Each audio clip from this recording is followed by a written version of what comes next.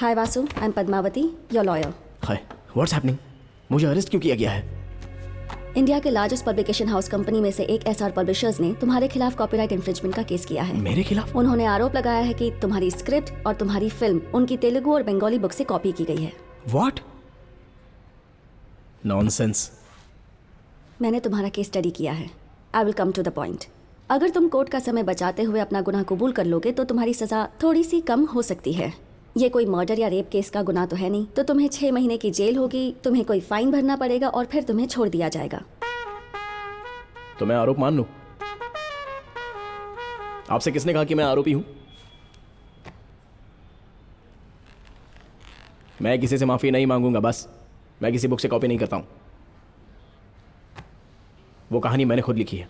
2 साल पहले Telugu writer association में रजिस्टर्ड भी की थी। मेरे पास उसका प्रूफ है।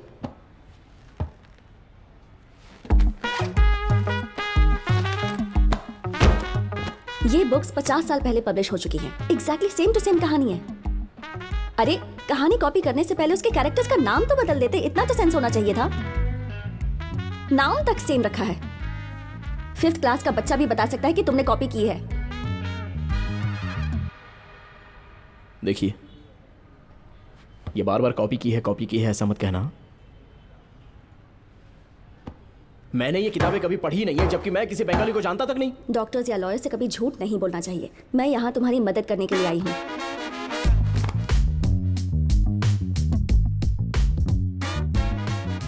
आप मेरी लॉयर हो या मेरी ओपोनेंट लॉयर हो? आप मुझे दोषी क्यों साबित करना चाहती हैं? मैंने कॉपी नहीं की, समझ में नहीं आता है आपको? हेलो, बोला। मेरे कहने से कुछ नहीं होगा। हमें कोर्ट में ये प्रूव करना होगा कि तुमने कॉपी नहीं की है। एक लॉयर की हैसियत से आप ये बात प्रूव करो। प्रूव करने के लिए कुछ है ही नहीं। सारे एविडेंस तुम्हारे खिलाफ है। आप केस छोड़ दो, किसी और को अपॉइंट कर लूंगा। Okay, good luck.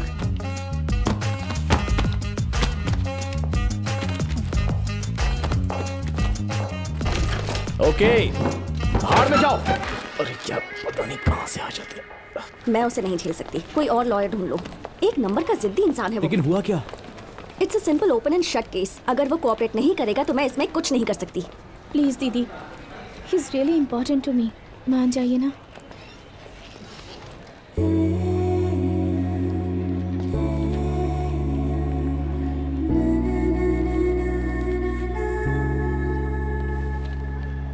अच्छा, कौन है वो तुम्हारा बॉयफ्रेंड है?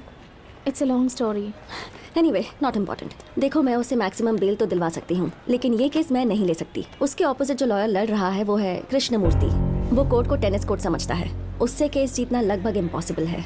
मैं तो अपने ऑफिस में उसकी फोटो लगा कर रखती हूँ। लेकिन क्यों? He is my inspiration. मेरा एम्बिशन है कि किसी दिन उनकी तरह मैं भी एक lawyer बनूं।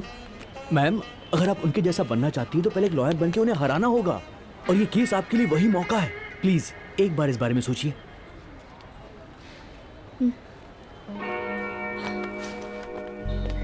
Copyright case OS number 234 of 2021. Complainant SR Publisher accused on Vasudev Ghanta. Yes, proceed.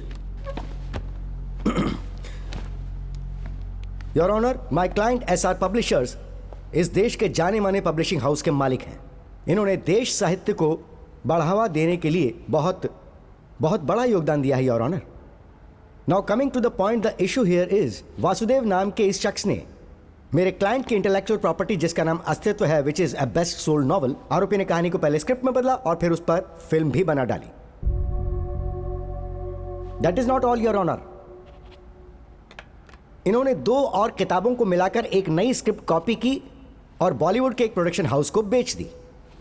Mister Vasudev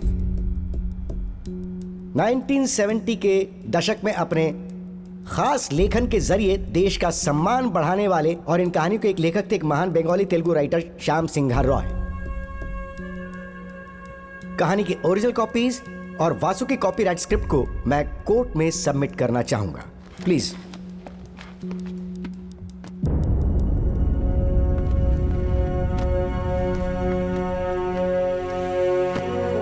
Your Honor, it is a colorable imitation of the original with the sole purpose of deriving profits. It's a direct infringement of 3 novels which are copyright properties of my client SR Publishers. So now, on behalf of my client, under Section 63 of the Copyright Act 1957, I hereby demand that Vasu को 5 साल की सजा दी जाए और penalty के तौर पर 10 करोड़ का जुर्माना लगाया जाए और इस कहानी से फिल्म का जो प्रॉफिट हुआ है उसका 50% शेयर मेरे क्लाइंट को कोर्ट के जरिए पहुंचाया जाए. That'll be all for now, Your Honor. Thank you so much.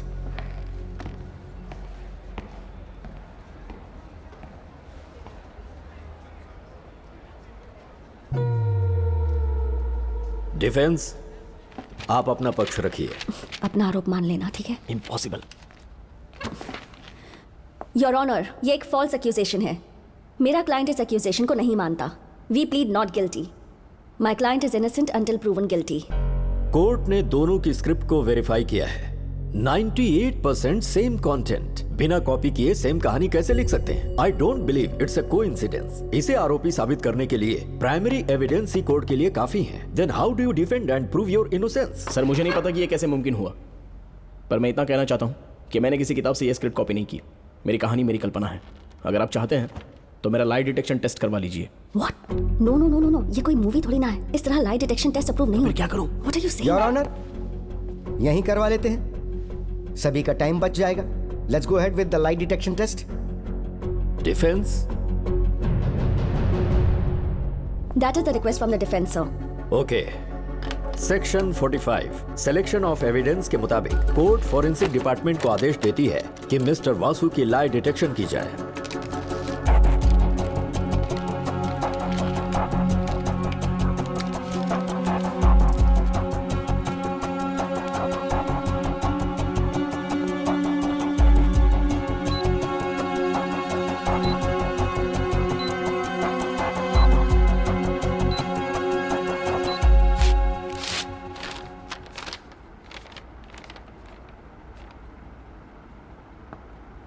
Mister Vasu झूठ नहीं बोल रहे हैं. फॉरेंसिक डिपार्टमेंट ने टेस्ट के जरिए इसे सच माना है.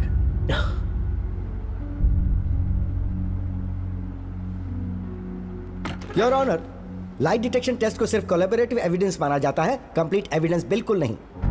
आई am sure the defence is well aware about this.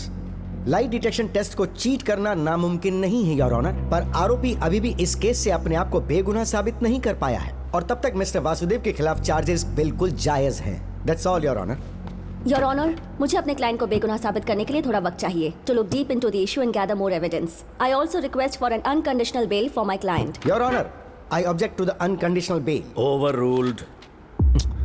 Mister Vasudev की अनकंडीशनल बेल को मंजूरी दी जाती है और कोर्ट डिफेंस को हुक्म देती है कि वो आने वाले 3 दिनों में फर्दर एविडेंस पेश करें. Until then the court is adjourned.